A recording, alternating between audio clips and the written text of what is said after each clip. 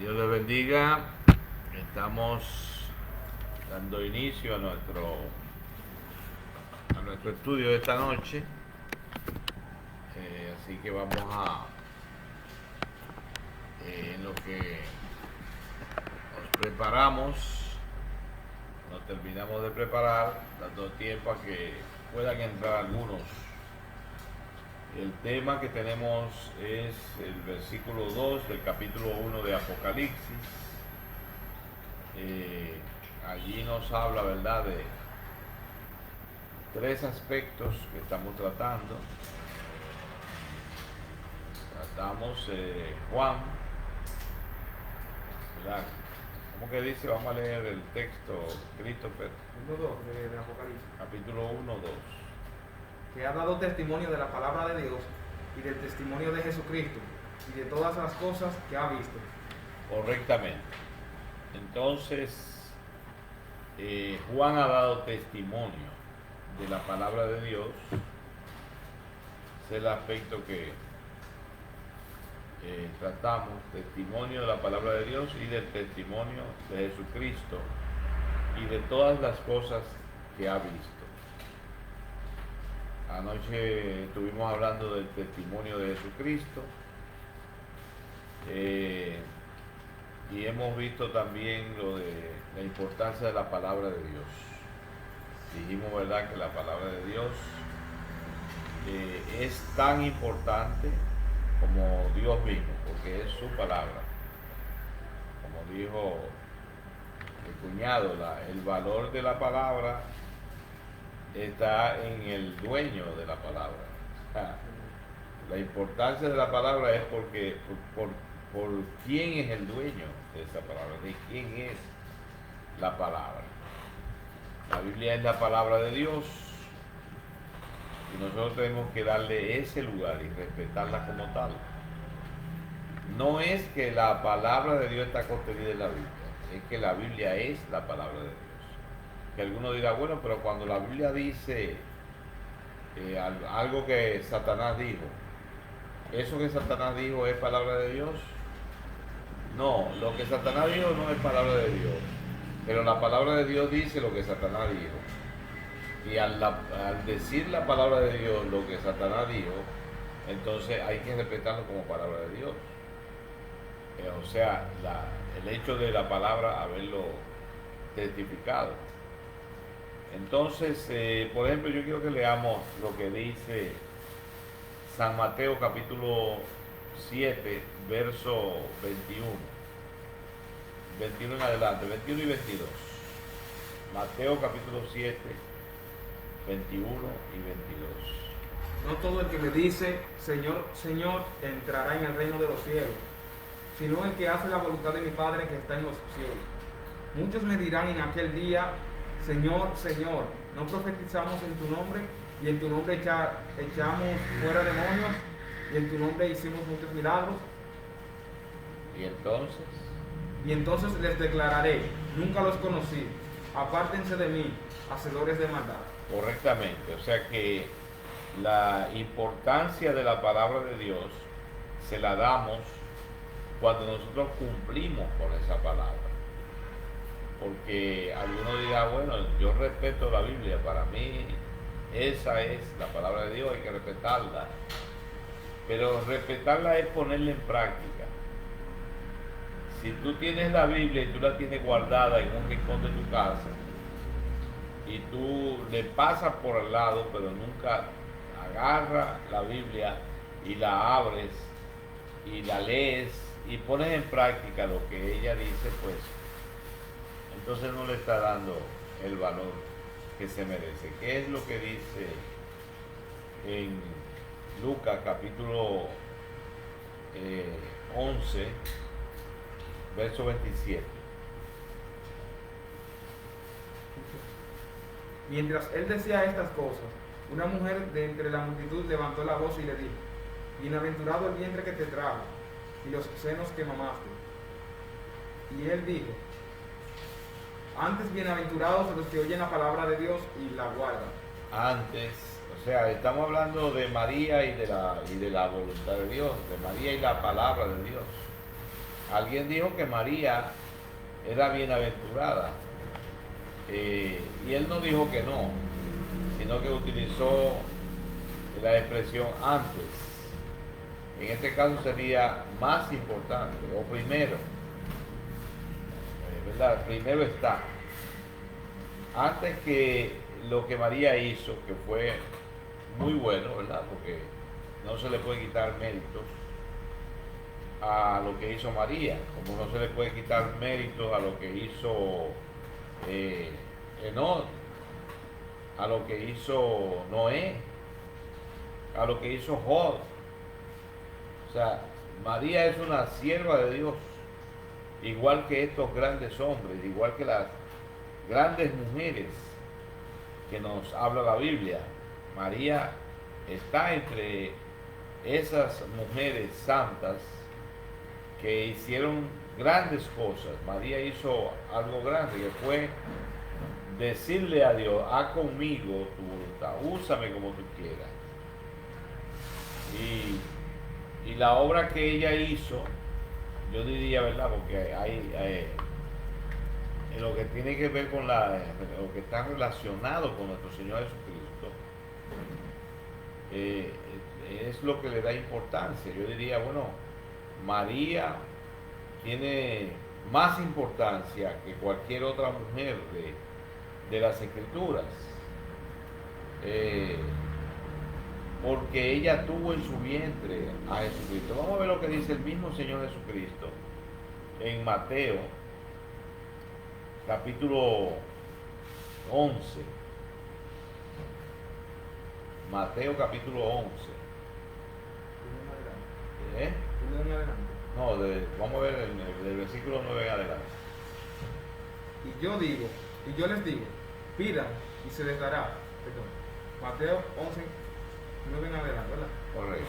Porque este es de quien está escrito. Pero, ¿qué salieron a ver? ¿A un profeta?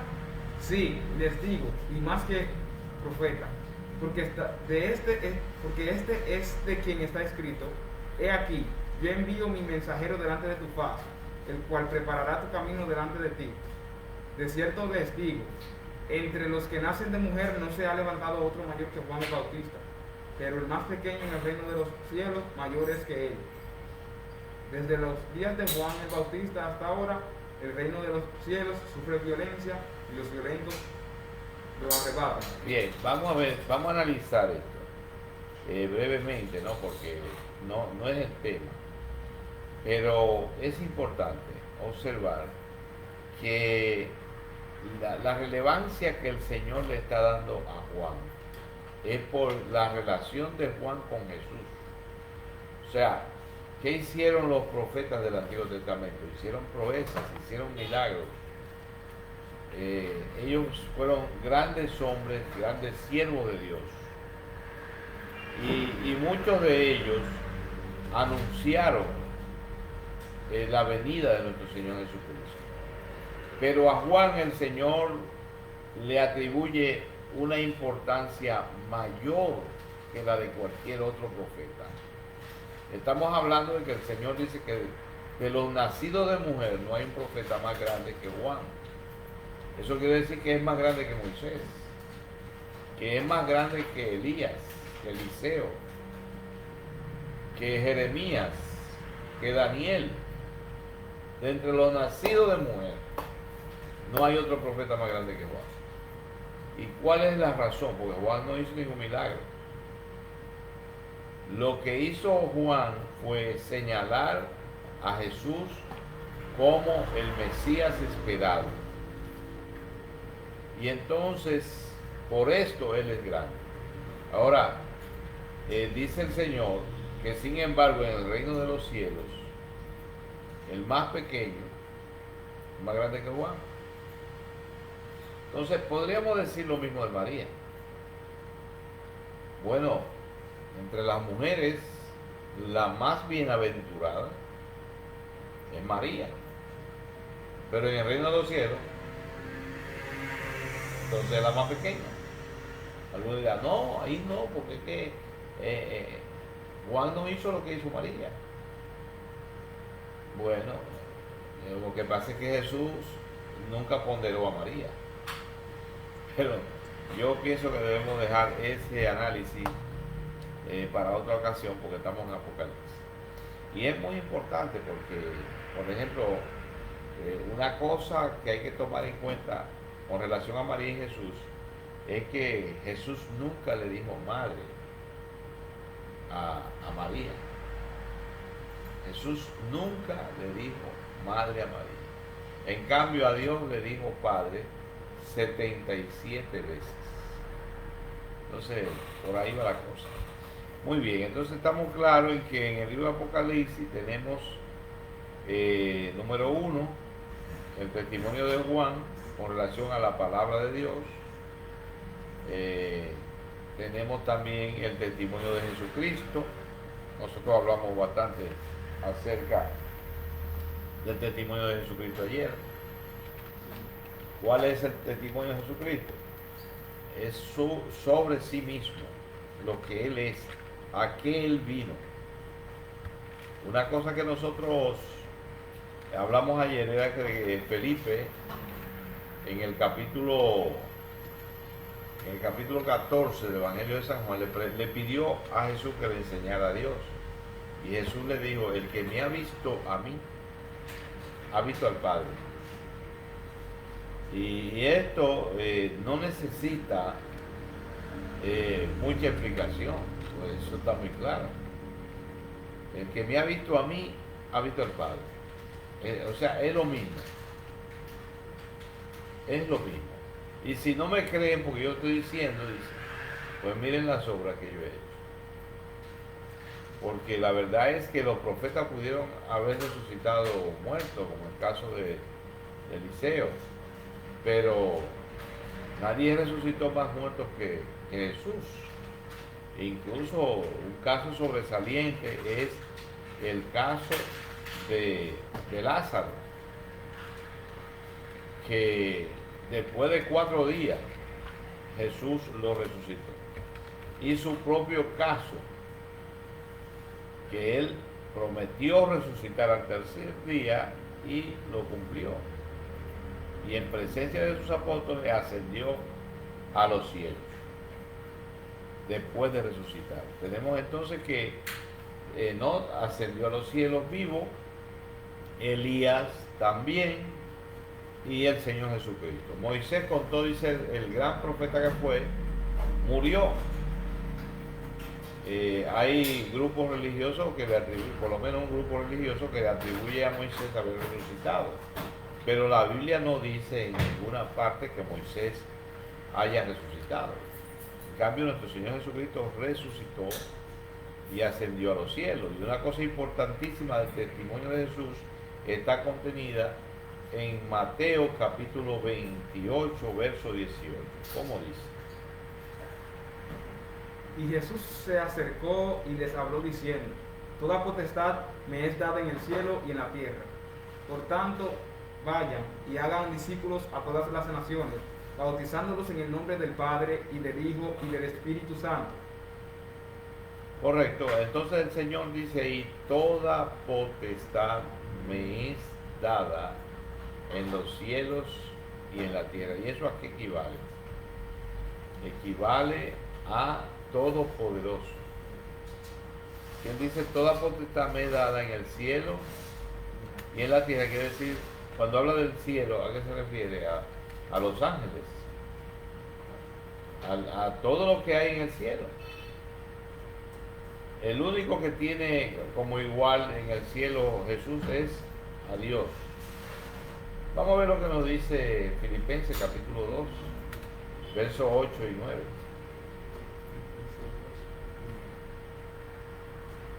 Filipenses capítulo 2, versos 8 y 9. Y estando en la condición de hombre, se humilló a sí mismo, haciéndose obediente hasta la muerte y muerte de cruz. Por lo cual Dios también le exaltó hasta lo sumo y le dio un nombre que es sobre todo nombre. Sí. Para que en el nombre de Jesús se doble toda rodilla de los que están en los cielos y en la tierra y debajo de la tierra.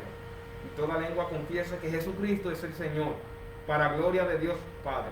Bueno, dice allí que le exaltó hasta dónde, hasta lo sumo. Cuando dice que le exaltó hasta lo sumo, quiere decir hasta lo máximo. ¿Y qué es lo máximo? Lo máximo es Dios. Pero además dice que se le dio un nombre que es sobre todo nombre. Entonces quiere decir que ese nombre, que es sobre todo nombre, ¿cuál es? Según ese capítulo. Es Jesús. Para que en el nombre de Jesús se doble toda rodilla de los que están donde arriba en el cielo De los que están en los cielos y en la tierra y debajo de la y debajo de la tierra. y toda lengua. Confiese que Jesucristo es el Señor. Asegúrate, Christopher, de que cuando dice toda lengua no se queda ninguna lengua. Mira, asegúrate bien. Y toda lengua confiese. Toda lengua confiese que Jesucristo es el que Señor. Jesucristo es el Señor. Para gloria de Dios. Para gloria de Dios Padre. Cuando usted glorifica al Hijo, está glorificando al Padre. Vamos a ver lo que nos dice Apocalipsis, capítulo 5 y el verso 6. 5, Apocalipsis. 5, verso 6. Y miré, y he aquí, y miré, y vi que en medio del trono y de los 4 seres vivientes,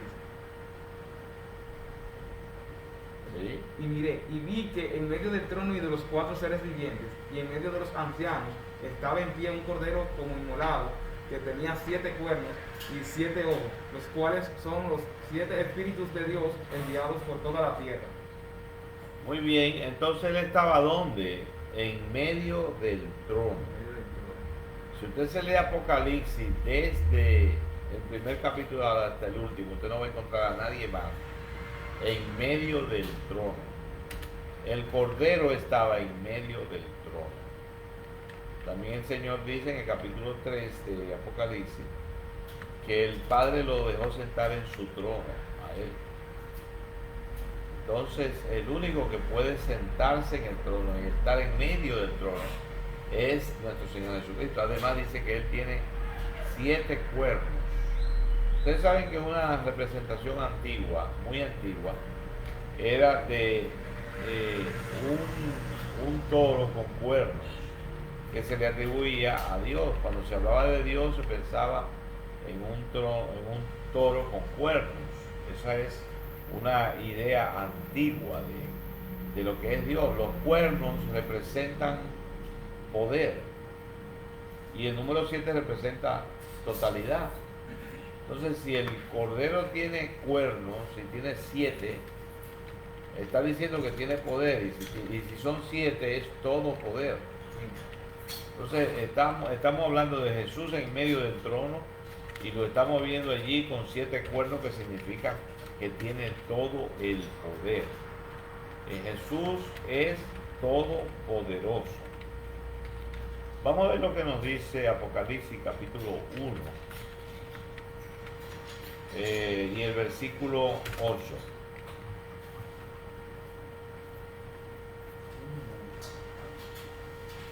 Yo soy el alfa y la omega, principio y fin, dice el Señor, el que es y que era y que ha de venir, el Todopoderoso.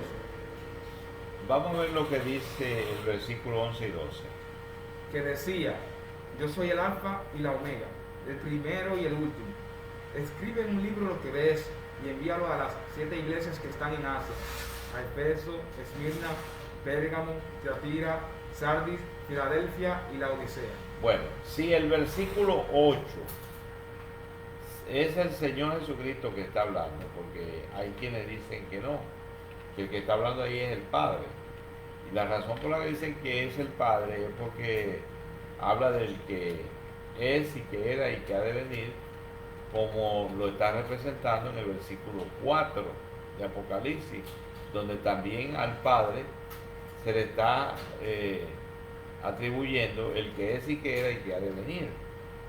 Pero si nosotros vemos en el versículo 11, nos vamos a dar cuenta que el que está diciendo que es el alfa y el omega en el versículo 11 es el Señor Jesucristo. ¿Y qué significa el alfa y el omega? Significa el primero y el último.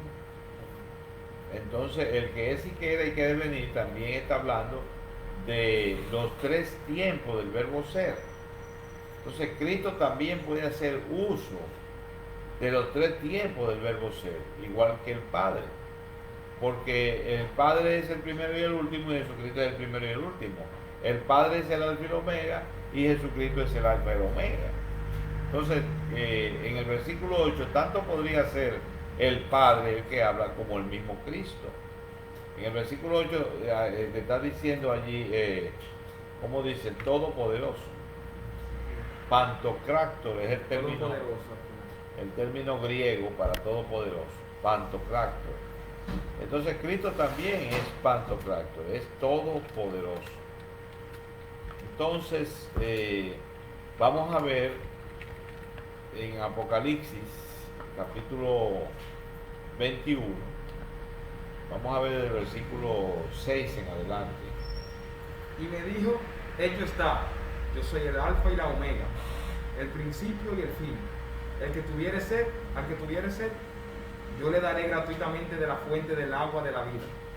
El que venciere heredará todas las cosas, y yo seré su Dios, y él será mi hijo. Ok, ahí está hablando el Padre, el que está sentado en el trono. Dice que es el alfa y la omega, y que él va a dar gratuitamente del agua de la vida. Vamos a ver el capítulo 22, comenzando con el primer versículo, por ahí en adelante. Después me mostró un río limpio de agua de vida, resplandeciente como cristal, que salía del trono de Dios y del Cordero, en medio de la calle de la ciudad, y a uno y a otro lado del río estaba el árbol de la vida, que produce 12 frutos, dando cada mes su fruto, y las hojas del árbol eran para la sanidad de las naciones, y no habrá más maldición, y el trono de Dios y del Cordero estará en ella, y sus siervos le servirán. Antes de que siga leyendo, observa ahí que dice el trono de Dios y del Cordero. No está hablando de los tronos. No habla en plural. Vuelve y lee eso, por favor. Después me mostró un río limpio de agua de vida, resplandeciente como cristal, que salía del trono de Dios y del Cordero. El trono de Dios y del Cordero. O sea, que habla en singular cuando habla del trono, pero se lo atribuye a Dios y al Cordero, el mismo trono. Sigue leyendo, por favor. En medio de la calle de la ciudad, y a uno y a otro lado del río, estaba el árbol de la vida, que produce 12 frutos, dando cada mes su fruto. Y las hojas del árbol eran para la sanidad de las naciones. Y no habrá más maldición, y el trono de Dios y del Cordero estará en ella. Y sus siervos le servirán, y verán su rostro, y su nombre estará en sus frentes.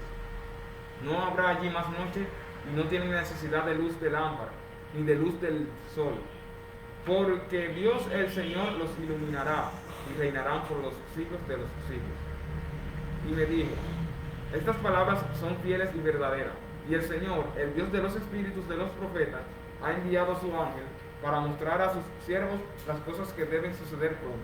Sí. He aquí, vengo pronto. Bienaventurado el que guarda las palabras de la profecía de este libro. Yo, Juan, soy el que oyó y vio estas cosas. Y después que las hube oído y visto, me postré para adorar a los pies del ángel que me mostraba estas cosas. Pero él me dijo, mira, no lo hagas, porque yo soy consiervo tuyo, de tus hermanos los profetas, y de los que guardan las palabras de este libro. Adora a Dios. Y me dijo, no selles las palabras de la profecía de este libro, porque el tiempo está cerca.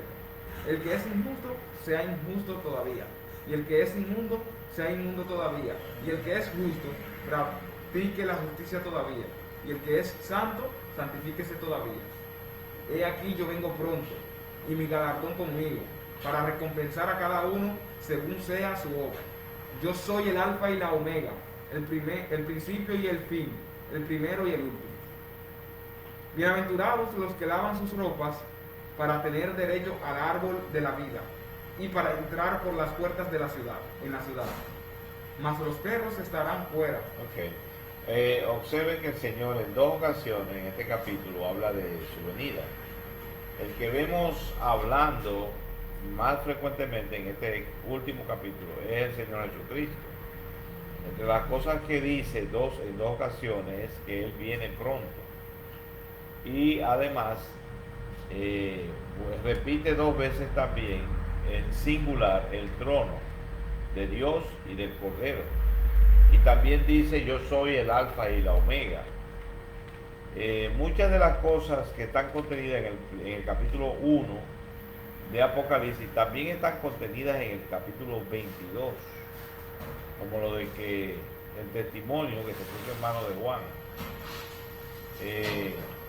Muchos elementos importantes.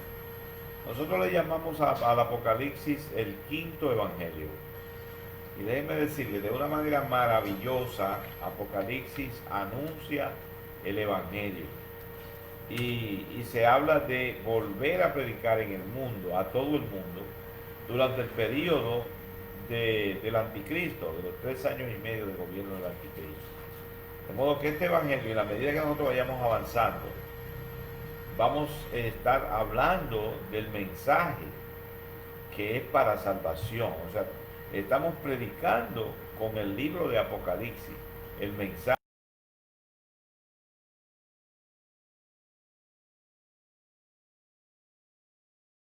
protagonista.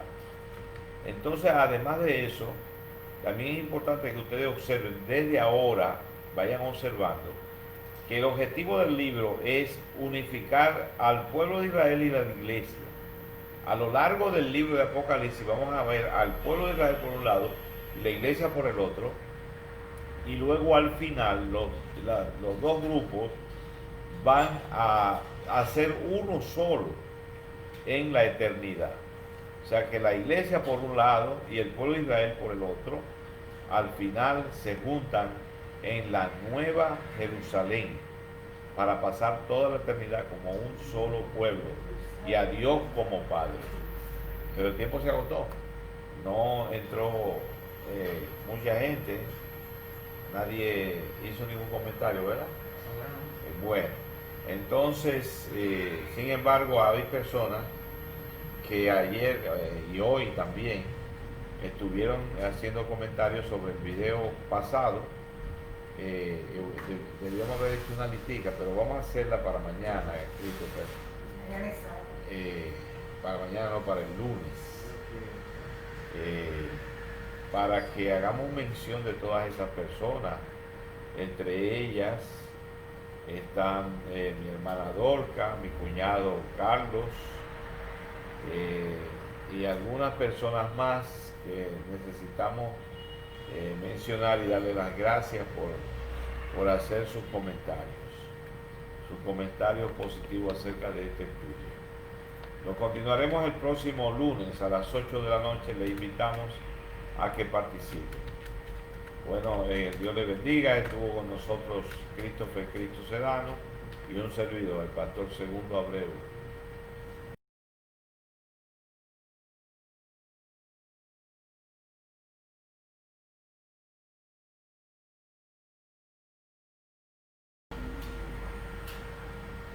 Yo vengo pronto, lo que tienes para que ninguno tome tu